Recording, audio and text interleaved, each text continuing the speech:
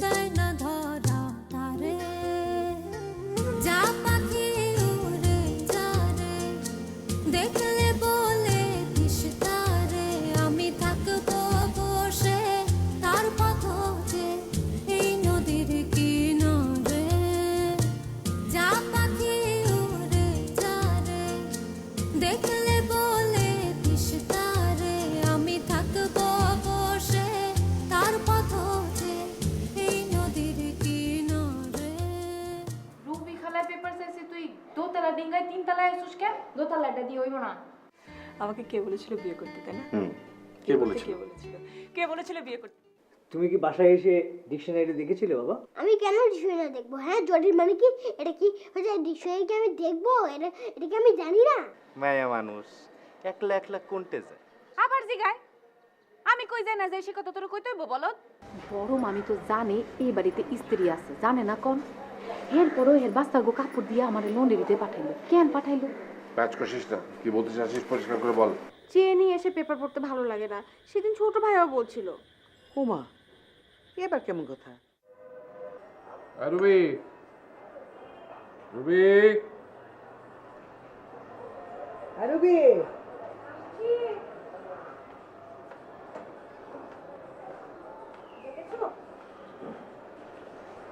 তোর মা বলছিল কি আবার একটা পত্রিকা রাখার জন্য এই বাড়িতে, কি ব্যাপার? এই বাড়িতে পত্রিকা রাখা হয়, কিন্তু আমাদের বাসায় তো কোনো পত্রিকা রাখা হয় না বাবা। আমি বুঝলাম না, এ বাড়িতে আবার এই ভাষা সে ভাষা কোথা থেকে আসলো? সেটা তুমি বুঝবেও না, তোমাদের সামনে কেউ কিছু বলে না তো, তাই তোমরা কিচ্ছু বুঝো না। কিন্তু আমাকে জিজ্ঞেস করো, আমি জানি ভেতরে ভেতরে কি হচ্ছে। কি হচ্ছে ভেতরে ভেতরে? বাদ দাও, সেসব কথা এখন আর বলতে একদম ইচ্ছে করছে না। তা আমাকে না বললে আমি বুঝবো কি করে যে কি হচ্ছে? এই বাড়িতে কেউ কাউকে সহ্য করতে পারছে না। আমরা একই বাউন্ডারিতে থাকি, কিন্তু তারপরও সবাই যেন সবাইকে অ্যাভয়েড করছে। কেউ কাউকে দেখেও না দেখার ভান করে চলে যাচ্ছে। এসব কি হচ্ছে মা? কি হচ্ছে বাবা? কই, আমার তো সেরকম মনে হয় না, আমার তো সবার সাথে দেখা হয়। তাই না? বলো তো, শেষ কবে মেজো ভাইয়ের সঙ্গে তোমার দেখা হয়েছে? বড় ভাইয়ের মুখটা তুমি কবে দেখেছো? এই যে মা তো সারাদিন বাসায় থাকে, বাড়ির দুই বউ আমাদের বাড়ির উপর দিয়েই সারাদিন যাওয়া আসা করে।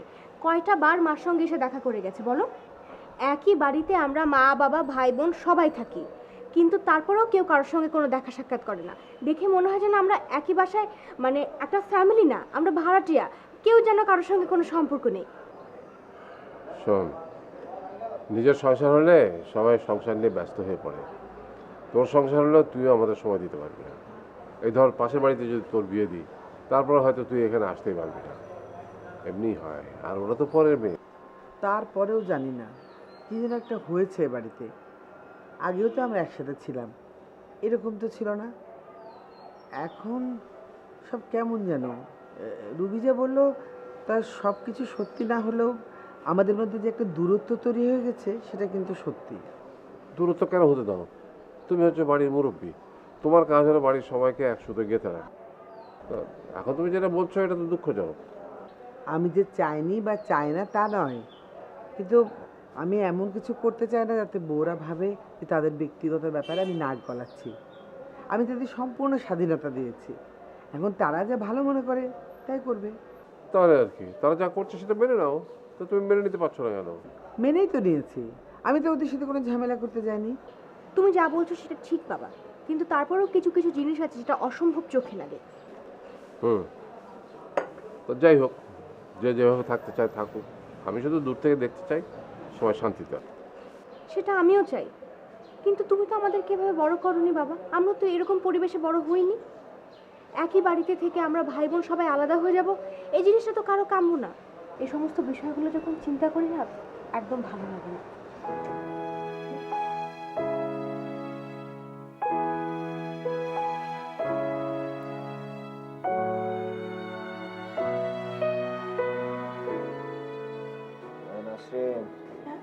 থার্মোমিটারটা দাও তো। থার্মোমিটার? আল্লাহ, তাই তো, জ্বর আসছে কেন? আরে তোমারে বললাম থার্মোমিটারটা দিতে, তো কত কথা বলো। ও এই ফোনটা ধরো না, ধরো না, অফ করে দাও, অফ করে দাও। আর থার্মোমিটারটা দাও না।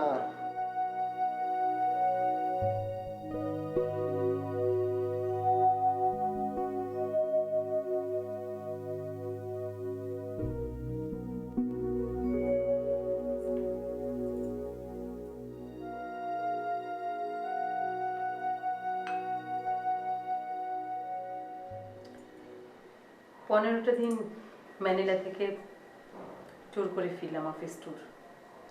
বাসায় এসেই শুনি মার কাছে ওই শয়তানটা নাকি এসেছিল রাতে বাসায়, আবার নাকি মিটমাট করতে চায়। তুই মিটমাট করতে চাস না? এভাবে একলা একলা থাকবি? মিটমাট করবো কার সাথে? ওর হাতের মার খাওয়ার জন্যে? তা অবশ্য ঠিক, হাতের মার খেয়ে তো আর একসাথে থাকা যায় না। এই কি শুধু যাওয়া আসা করছিস কেন? সমস্যা কি? কই মামি, আমি কাম করতেছি তো। কাজ করতে হবে না, যাবে তোরা যা। উফ, বিশ্বাস করবি না, সারাটাক্ষণ কান পেতে থাকে। কাজের লোক পাওয়া যদি সমস্যা না হতো আমি বিদায় করে দিতাম কবে। যাক, সরি সরি, কি বলছিলে জানো? ও আসলে জানিস, আমি একটা সুস্থ মানুষ চেয়েছিলাম। সিনেমার নায়কও চাইনি, কোটিপতি শিল্পপতি জমিদারও চাইনি, মন্ত্রী মিনিস্টারও চাইনি। একটা সুস্থ স্বাভাবিক মানুষই চেয়েছিলাম, যার সাথে একসাথে বসবাস করা যায়। কিন্তু মানুষটা এমন হয়ে গেল কেন? তোর প্রেমে তো পড়েছিল, তাই না? কি যে আমার প্রেমে পড়েছিল সেটা তো এখন বুঝি। কি মানে কি বলতে যাচ্ছিস? আসলে ও তো ছিল বেকার, কোনো কাজ করতো না, ফ্যা ফ্যা করে ঘুরে বেড়াতো। তার মানে তুই প্রেমে পড়েছিলি? তাছাড়া এরকম একটা বেকার ছেলেকে বিয়ে করবি কেন? বাদ দিতে সব পুরনো কথা। না, বাদ দেওয়া যায়, তবে আমার কি মনে হয় জানিস? মনে হয় ও তোর পিছু ছাড়বে না। পিছু ছাড়বে না মানে? কি করবে ও আমার? এরকম জ্বালাতেই থাকবে, তার উপর তোর আম্মার জ্বালাতন তো আছেই। সবচেয়ে ভালো হয় কি জানিস? তুই যদি এখন একটা প্রেম করিস।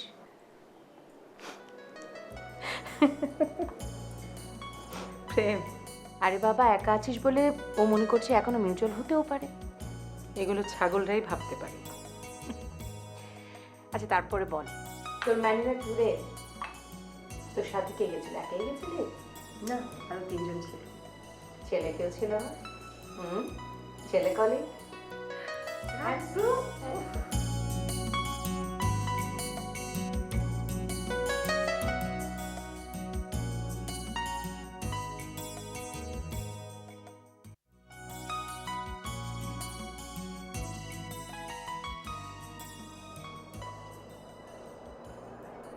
কি হয়েছে তোমার? না কিছু না। কিছু তো একটা হয়েছে। না তেমন কিছু না, এমনি। এত বছর তোমার সাথে আছি, তোমার চোখ দেখলে আমি বুঝতে পারি তোমার মনে কি হচ্ছে। কি হয়েছে বলো না। রুবির কথায় মন খারাপ হয়েছে? না ঠিক তা না। রবি যে কথাগুলো বললো সেটা ওর সামনে আমি প্রতিবাদ করেছি ঠিকই, তো এই কথাগুলো তো সত্যি। দেখো না, একই বাড়িতে বাস করি, অথচ রাশেদের সাথে আমার কথা হয় টেলিফোন।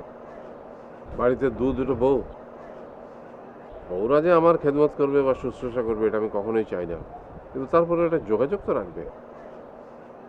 ছেলেরা তাদের সংসার নিয়ে ব্যস্ত, সেটাই স্বাভাবিক, কিন্তু তারপরেও সংসারে কিছু দায়িত্ব থাকে, সেগুলো সবসময় এড়িয়ে যাওয়া যায় না। থাক, মন খারাপ করে না, চা খাও। যে যেভাবে সুখে থাকে থাকুক, আমরা বুড়ো বুড়ির পদে। বাবা, আই এম সরি। আমি আসলে তখন একটু বেশি বলে ফেলেছিলাম। বাদ দে। শাহিদ কোথায় জানিস? না, আমি তো জানি না, ও তো আমার সঙ্গে ঠিকমতো কথাই বলে না। আমার যত চিন্তা সব শাহিদকে নিয়েই। ও যে কেন এত ক্রিটিক্যাল হলো আমি বুঝলাম না। ও যে কি চায় কি চায় না আমি বাবা হয়ে কিছুই বুঝতে পারলাম না। কবে লেখাপড়া শেষ করবে আর কবে বা নিজের পায়ে দাঁড়াবে। আমারও তো ওকে নিয়ে যেত ভাবনা। ছেলেটা ঠিকমতো খাওয়া দাওয়া করে না, বাসায়ও আসে না। মা, তোমরা শুধু শুধু চিন্তা করছো। ছোট ভাই এখন একটু ফ্রাস্ট্রেশনে আছে, এটা সত্যি, কিন্তু আমার মনে হয় না ওকে নিয়ে এত দুশ্চিন্তা করার কোনো প্রয়োজন আছে। তোকে নিয়েও তো আমাদের কম চিন্তা না। তোমাদের আসলে এখন কোনো কাজ নেই তো, তাই দুশ্চিন্তা করাটাকে একটা কাজ বানিয়ে ফেলেছো। ধরো যদি কোনো কাজ থাকতো তাহলে আর এত চিন্তা ভাবনা করতে না। আচ্ছা, তোর পড়াশোনা শেষ হতে আর কতদিন? আরও 2 বছর লাগবে। 2 বছর? জি, আর বলে দিচ্ছি পড়া শেষ করে কিন্তু আমি অ্যাব্রড চলে যাব। আমি ওসব কিছু জানি না। তোমার বড় ভাইরা আছে, ওরা যেটা বলে সেটাই হবে। কেন? বড় ভাই জানবে কেন? আমি কি বড় ভাইয়েরটা খাই না বড় ভাইয়েরটা পড়ি? আমি তোমার টাকায় পড়াশোনা করছি, ডিসিশন দিলে তুমি দিবে, অন্য কেউ না। বললেই তো পারতে যেতে দেবে, বললেই তো আর আজও চলে যাচ্ছে না। যেটা সত্যি আমি সেটাই বলেছি। আমি জানি না ওরা কে কী করবে, আমার এসব ওর ভালো লাগে না।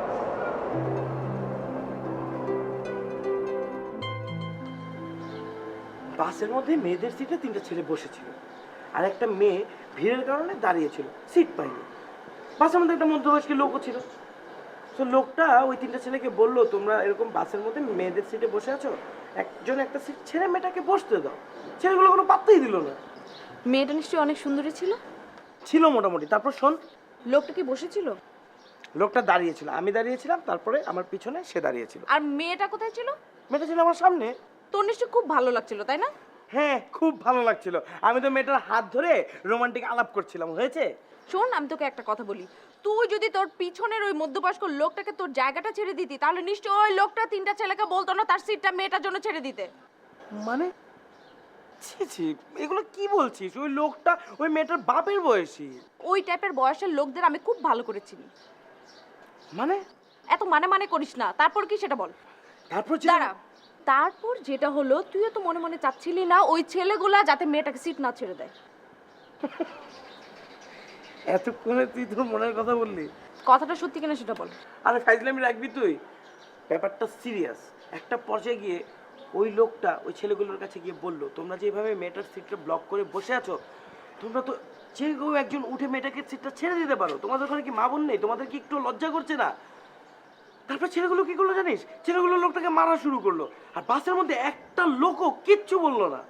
লিসন, ওই বাসের মধ্যে তো আপনিও ছিলেন, আপনি কেন কিছু বললেন না? আরে কি হয়েছে তারপর শুনবি তো। এক সময় গিয়ে বাসটা একটা জায়গায় থামলো। থামার পরে ওই মেয়েটা ভয়ে বাসটা থেকে নেমে গেল। নেমে যাওয়ার পর ওই 3টা ছেলেও বাস থেকে নেমে মেয়েটাকে ফলো করা শুরু করলো। আমি বিষয়টা নোটিস করলাম। নোটিস করে আমার কেন জানি মনে হলো ছেলেগুলো মেয়েটাকে অ্যাটাক করতে পারে। তারপর আমি নেমেও ফুটপাথ ধরে ওই ছেলেগুলোকে ফলো করা শুরু করলাম। মেয়েটাও সামনে সামনে হাঁটতে থাকলো।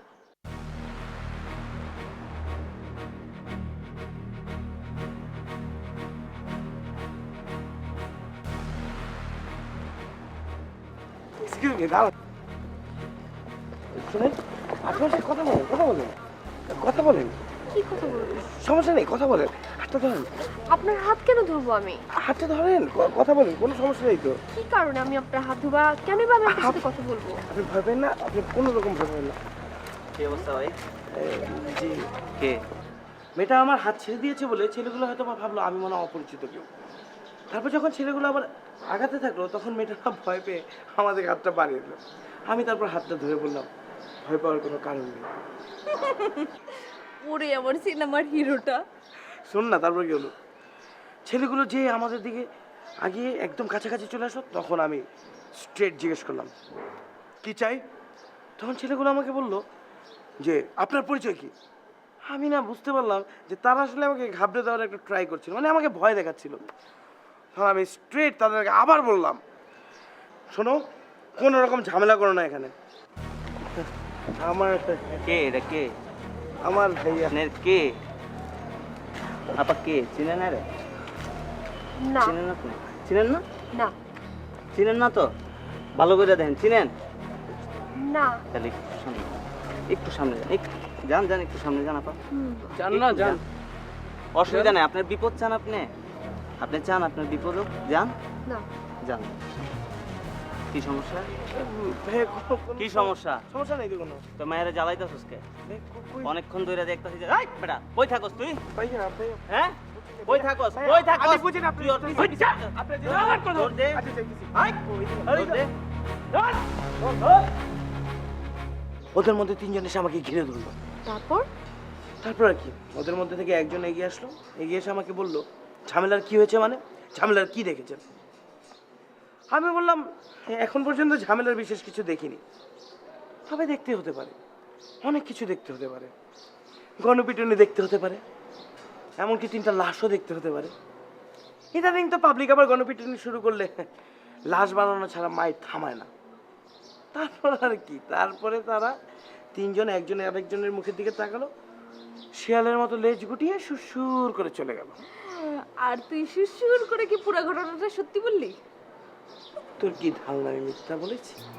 না না, সেরকম কিছু না। আচ্ছা শুভ্র, আপনার কন্ডিশনটাকে আপনি নিজেই বুঝতে পারছেন? কিসের কথা বলছেন? দেখেন, একটা অপ্রিয় সত্য বলি, একটা মানুষ যখন এক্সট্রা ম্যারিটাল রিলেশনশিপে ইনভলভড হয় তখন তার ভিতরে যে ধরনের শক্তি থাকা উচিত তার কোনোটাই আপনার ভিতরে নেই। কি বলছেন এসব? আমি তো দিব্যি দেখতে পাচ্ছি আপনার নার্ভাস ব্রেকডাউন হতে যাচ্ছে। মানে?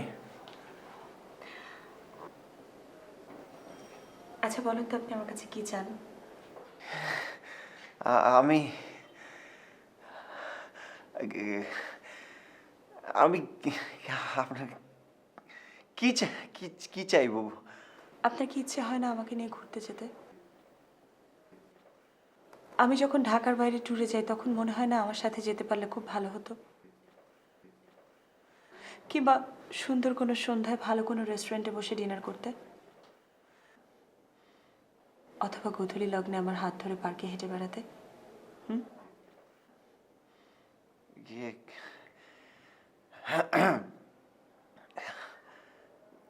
আপনি তো আসলে সব জানেন। কেন হয়? কেন এই ইচ্ছেগুলো আপনার জাগে বলেন? আপনার ওয়াইফ যদি ঠিক এমনই চিন্তাধারা অন্য কোনো পুরুষকে নিয়ে করতো, আপনার কেমন লাগতো? চুপ করে আছেন কেন? প্রশ্নের উত্তর দেন, কেমন লাগতো?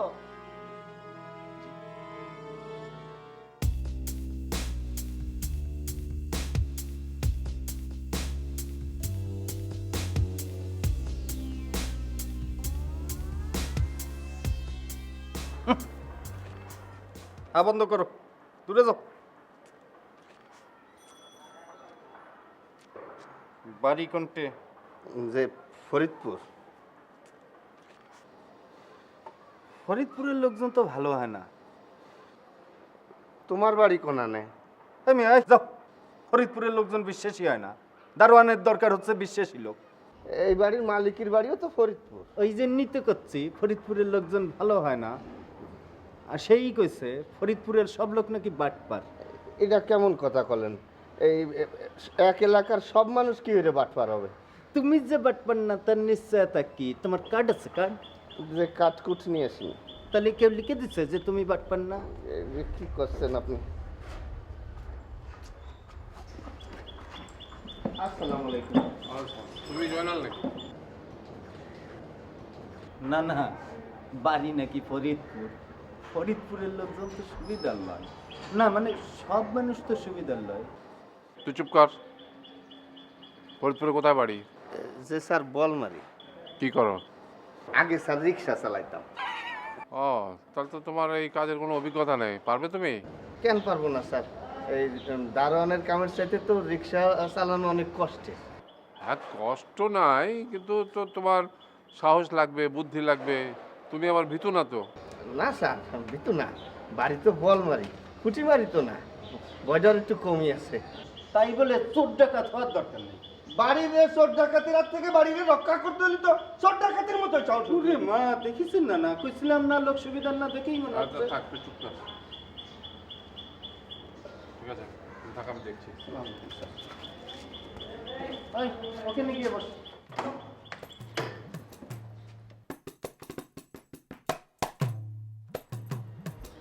এই ওদিকে যাও না, এখানে নিচে বসো, নিচে বসো। সুর ব্যাপার কোত্থেকে ধরে আনছে, আবার দোষ পড়বে আমার।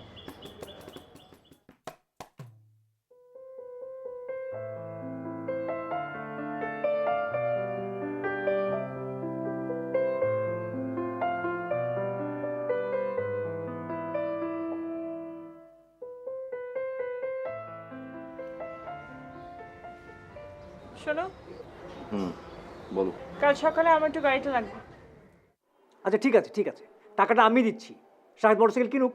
এটা তো রাগারাগির বিষয় না, টাকা দিয়ে দিলেই তোদের দায়িত্ব শেষ হয়ে যাবে না। এটা তোমার কিসের ট্যুর বললে না তো? ও মা, তুমি জানতে চাইলে কখন যে বলবো?